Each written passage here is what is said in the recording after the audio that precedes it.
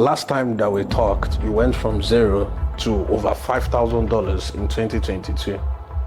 So now in total, add everything up for me. I mean, do you mean I should add both 2022 and 2023, yeah. It's well over. Did you have days when you had to do sinful things, just to be comfortable? That's deep. I did betting. I tried to get sugar mommies, actually. I did that and I was scammed. Hello, my people. How are you guys doing today? Today is going to really be a different session altogether. Today, we want to talk about how I helped this certain individual go from, let's call it $0 to making thousands and thousands of dollars on the internet. I don't do this often, but this is going to be a really exciting session, right? We're going to be talking about his life, and I hope this will genuinely connect with you in a different way. And at the end of the day, let's have a conversation when we are done with this. With no further ado, let's dive in. Okay, finally, hello, Mr. Harvest. Hi, Chief. Lovely to have you here. Thank you, Chief. Harvest Okoroafor. Interesting name. So, Harvest, I was thinking, almost everybody I know answering Harvey. Are you sure their real name is not Harvest? Because I noticed that you decided to stick to the Harvest. Why do you think so? Why? I feel like it's Harvest. It's a really unique name, right? I mean, all my life, people have always given me that, like, you are unique. And it always starts from the name Harvest. Yes. Once they find out my name is Harvest, like they feel like this is someone interesting. And it's actually down the line or recently that I've come to realize this. It wasn't obvious then. So I think I really connect with that because my name, Golibe too. yes, it's quite It's unique. So when I say hello, my name is Golibe, they're like, that's different. That's different. That makes a lot of sense. So last time that we talked, you went from zero to over $5,000 in 2022. So now in total, add everything up for me. I mean, do you mean I should add both 2022 and 2023, yeah. So I think last year before I sent you that testimonial video, I did like a tally. I checked the income and everything, and I broke it down. I haven't done that for this year, but it's well over 13, I would say 15K. Okay, dollars. Combined, yes. Okay, so about more than $13,000 combined. Yeah. And this is what people spend years and years in their careers trying to achieve. And you have achieved it from your home, on your phone, right? So, but before you got to $15,000, let's talk about Harvest from $0, right? Let's talk about your background. Okay, what do you want to know? Tell me how it was growing up. Like, where did you grow up? And, how was it growing up? That's very personal, but let's dive into it. I started from Enugu. I come from Enugu. I'm not actually from there per se. My parents aren't from there, but I was born and bred in Enugu, Ababa to be precise. So, that's home to me. Fun fact or funny story. I once sold SIM cards, Airtel SIM cards. Selling SIM cards. It was good money then, though. It was good money. Like, I can't lie, because things were quite better then. Like, so, in your head, it was good money. Then, I would say for 18. An 18-year-old selling SIM cards, how much are you making? I would make like it depends, it varies, but I would, because here's the thing, or rather we made money then, with two ways. We make money ourselves selling the SIM cards, and we get paid for also registering the SIM cards. Each registration, you are helping adding to the network, right? Airtel network, and they incentivize you for that. I think it was I actually have forgotten the amount, maybe 200, 300 per SIM registration. I'm not sure. But if you do numbers, let's say 50, 100, that's good. That's kind of sizable. Let's say 30, 40K. Then concerning the SIM cards, A month, yeah. yeah, per month. Then concerning selling the SIM cards, that income, it was daily.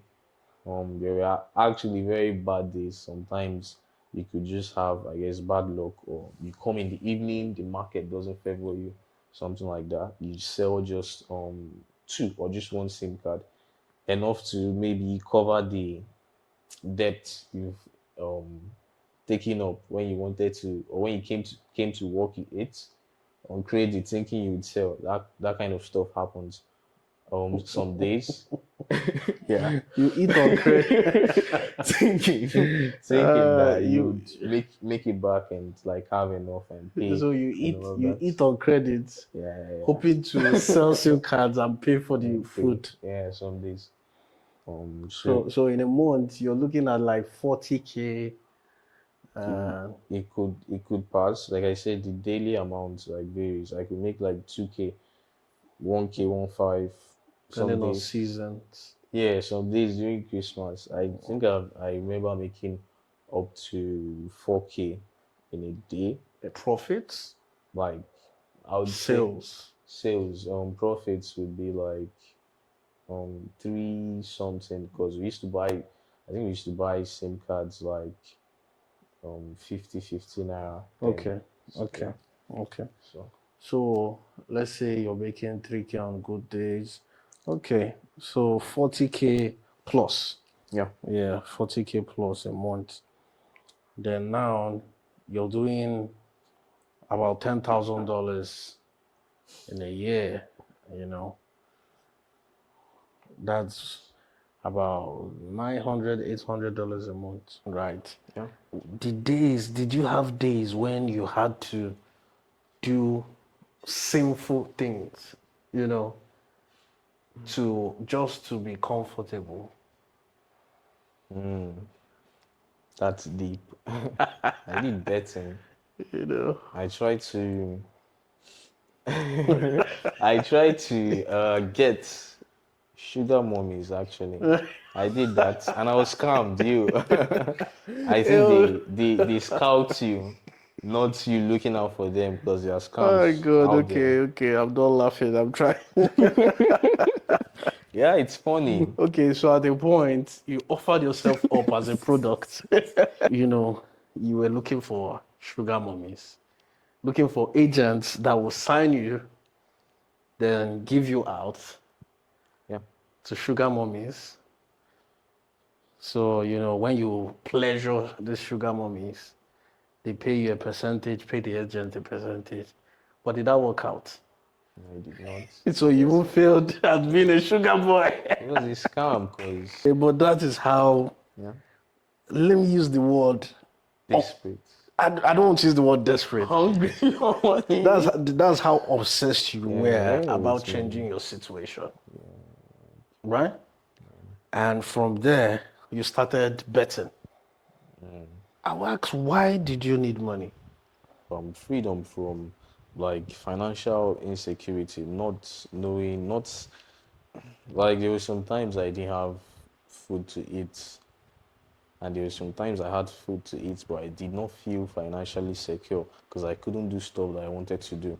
Life isn't just about food, you know. So I really, really wanted that freedom, and I know that money gives you a lot of money, specifically gives you freedom. So, food, but you know, other things. As a man, you need other money for other things. Good Good clothes. clothes How and can good you, wristwatch, yeah, how can you small have knife. confidence to talk to the women, you know? smell nice, good apartment. And yeah, so how did you go from selling SIM cards, looking to be a sugar boy, betting, you know, making close to 40K a month, to discovering copywriting, building an online business on this topic of copywriting, then making $13,000 in 2 years? I'd really love to make more. I'm going to make more. I'm going to make more. Like, here's the thing. I actually never did fraud or Yahoo, any of that, right? I just, well, growing up, like it's the norm, so to say, among young guys. So, but that never enticed me. I always wanted a very sustainable means of income, big income. So I just didn't know how to like get it. Or I went through the wrong things. So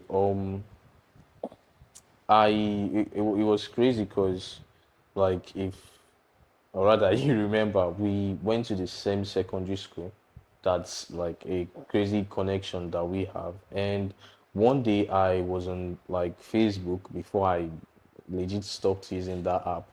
And like I think I saw your ad and it was crazy because like we knew or I knew you from afar, something like that in school.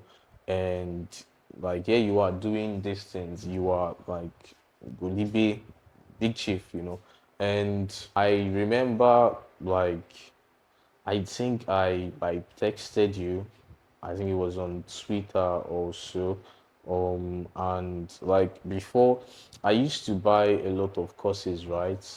I don't really do that now. So, but before I do that, I tend to like text whoever I'm buying the course from, or after, it depends, and try to get like just it's mostly after, just try to any doubts or uncertainties or things I want to like figure out before I dive into what I'm learning, right? I'll just share them. So I remember we had that talk and like you were like, yo, this is possible. Like this is really possible. And I know some of your story. And it's real. Like I said, life is real, you know. Um so that was it. Like I had to go through the copywriting phase or learning copywriting phase. I learned copywriting. I remember our Zoom classes in the evening. I think it was 3 days in a week. I'm not so sure. We were like four in the group, in the Telegram group. And not just that, you had other batches, other people, but you made it that way so that it's easier to manage and all that. So I was doing that while I was in school, and crazy thing, I was not going to school then. I'd already dropped anything related to school, but no one knew. I would just stay at home. I was staying in the school hostel then, and I would just stay at home and learn, do my um, what's it called, my practice, attend the meetings, and try to yeah just do stuff, copywriting stuff. I was obsessed with copywriting. I tell people this, that obsession is important. Until you're obsessed with becoming successful, until you say that I will either make it or I make it. Until you say that, you will never make it. You know, it reminds me of that video. You will never make it. You will never. You're a failure. You never make it. You know, you will never. Yeah. There must be an obsession. There must be total commitment. You need success like you need oxygen. I tell people this, but they don't tend to get it. When I tell people you need to, at a point, you cut your sleeping hours, you devote more time to studying, people don't get it. But it is the same thing that every successful person says.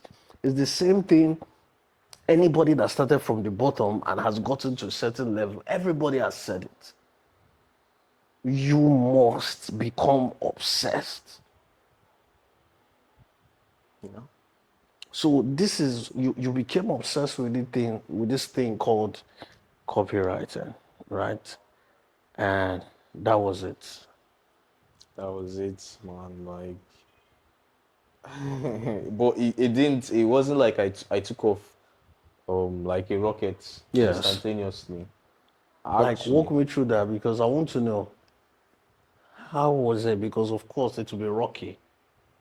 yeah. Then So I'm going to tie that back to my family background in a bit. Part of the things that I wanted freedom from. I remember at one point around Easter, I had to go home. I think I told you I had to go home for a family emergency, and it was crazy because thinking about it now, like I wasn't really needed there. But my mom has like I would say she when she needs something, she needs it, and you have to like do it because she's your mom. That's what she always says. yeah. You're my child. That kind of sense. So um, that going back for the family emergency actually sets me back.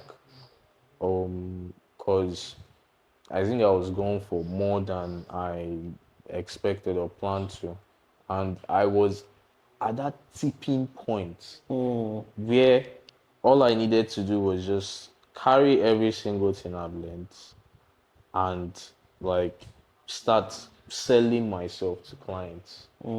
I'd just left selling myself to clients and got into that level where I needed to sell myself and I knew it. But then I, well, when home calls, I guess you answer. So I had to do that then. And it's yeah, like I said, I spent more time and I was really distracted. I wasn't in At home. like yeah where I'm used to learning, and then I had responsibilities, things to do, chores Yeah. and errands and all of that. I So noticed this happens amongst young people these days. There's this tendency for your family to drag you back yeah, unintentionally. Because I tell people this, you have to be selfish before you are selfless. yes, It's just like when you see a young person who starts a business and they are making some money, then family black demands, tax. black tax. At that point, the first thing they should do is be selfish. No, I'm going to use this to grow my business more. I'm going to use this to self develop myself. Yeah, If I'm making $500, I'm using this to get a good website, to brand myself, to pay for bigger courses that will take me to bigger places, right?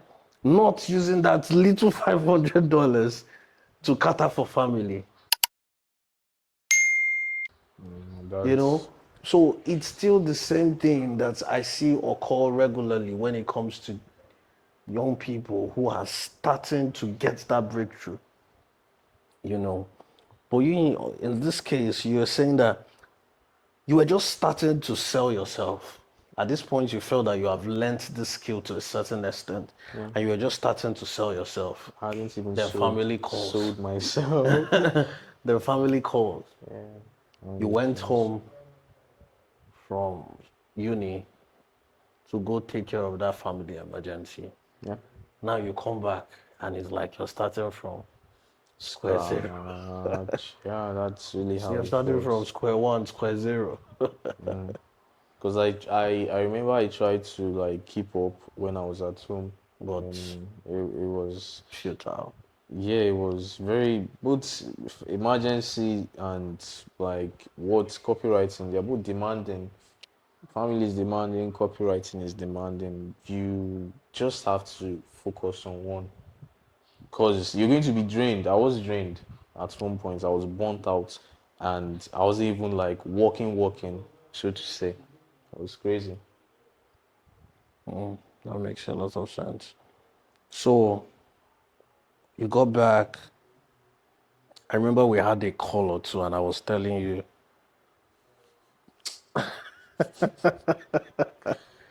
I was telling you, do this shit, man. Like everybody has one big excuse or the other. Throw your excuse away and do this thing. Your excuses are always valid. Exactly. Everybody's excuse is valid. I remember this like it was yesterday, but this was like 2, 3 years ago, Yeah, you know, thereabouts. and that was it. So, how was your first job like? Not necessarily first job, your first breakthrough job. Then you can just talk about your first job, a little of it. But how was it like having that first little win and first major breakthrough, right? How was it like? And from then onwards to now, how's it been? Sure. All right. So, job money wise, it wasn't like a linear progression kind of thing. It was mostly so I started learning copywriting I think 2021. The end of 2021 I didn't really, because I was inconsistent. Like most of, I think, the first and then second quarter of the year, I was learning, and then I had to now go home for the emergency. Like, I'm just trying to give details about the timing, so for more context, I guess. So I had to go home for that, and then it was now middle of the year. I came back, I was disoriented, had to like get back into it. I think I had to like pay or like buy the course again at a discount, because yeah, that connection was already there. And you favored me with that discount, and I yeah, I took it, and I started learning again. I had to build up that confidence to sell, and I did sell myself to clients. Because here's the thing, right? I While I was learning, I was creating content. Like, I've created massive content on the internet. Well, not like a lot of OGs, but I've created massive content on social media, right? Both myself and clients. So I was creating content then, but I think I wasn't really, or I didn't really know how to sell, or I guess I don't want to just give it to bad luck that it didn't work out, no, because um I mean, it exists, but people got results. I used to see your students, your screenshots of your chats with your other students, and I would be like, yes, this is possible. Like, I really want this for myself, but that didn't really work out. Like I said, it's not a linear progression. So it was 2 gigs at 2 different times. One was copywriting, trying to, or rather selling ASIC miners, that's crypto miners, crypto mining hardware.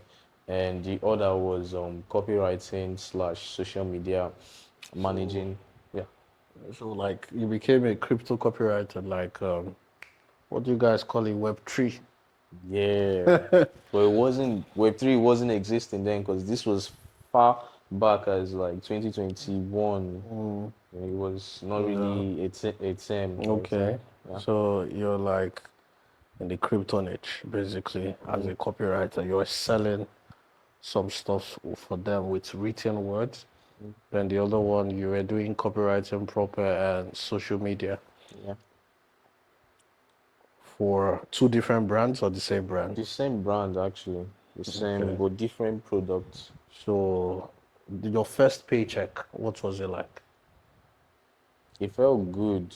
Um, How much? it was $21, but then I think it was split.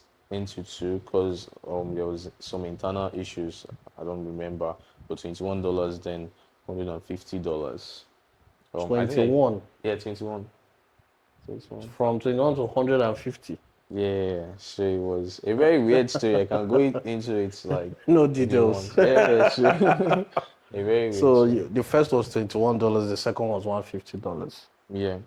Okay. So like from the first gig and then the second gig, the social media and Came after copywriting. the first gig. Yeah, that was 20 I I think it was the same 2021, but much later. Yeah, much Okay, later in the so year. the first gig sort of proved your competence. Then to him, more is given, more is expected, and more responsibilities came to you. So from $21, $150. Yeah. Then from then onwards, it just kept on coming. Yeah, I think they the put you on a retainer. yeah. That was 150 per month.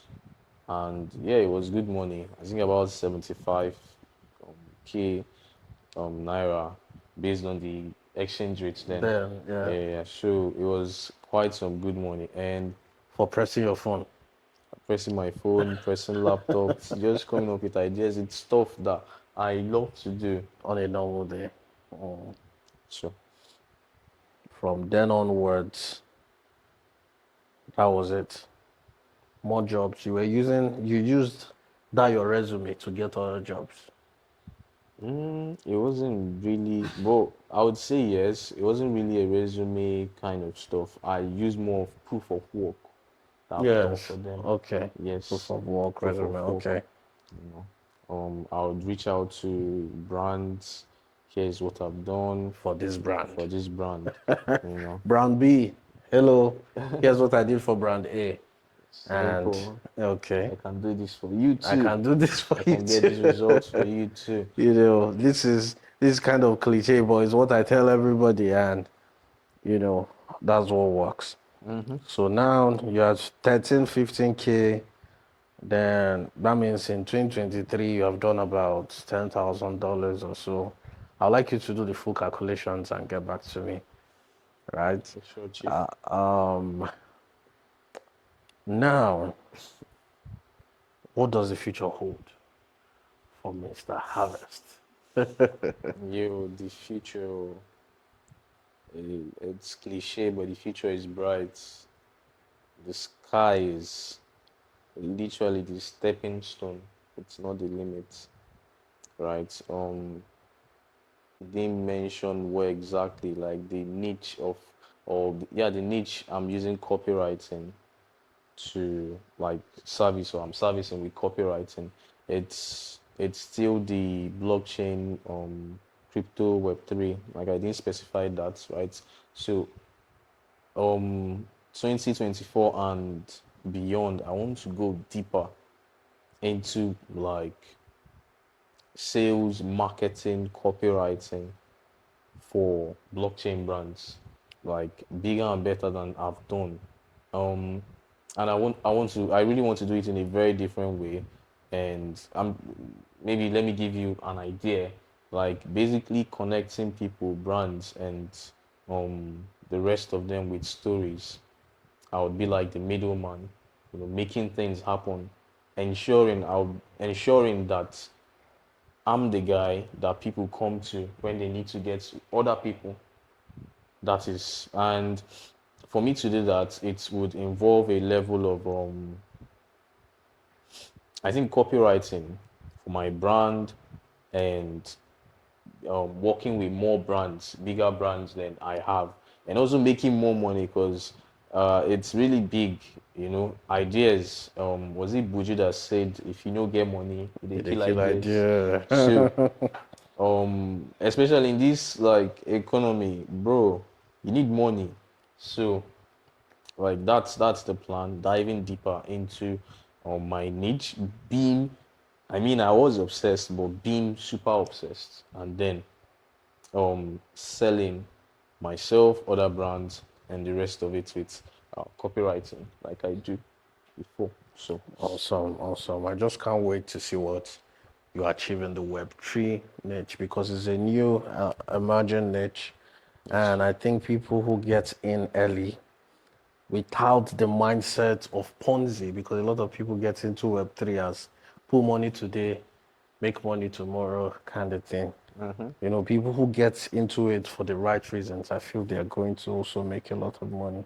Yeah. It was great having this conversation. It was my pleasure, Chief. Yeah, so it was a great one. I do hope we do this some other time. Yeah. You know, maybe we'll be talking in another country, you Different know, location. you know, doing something immense.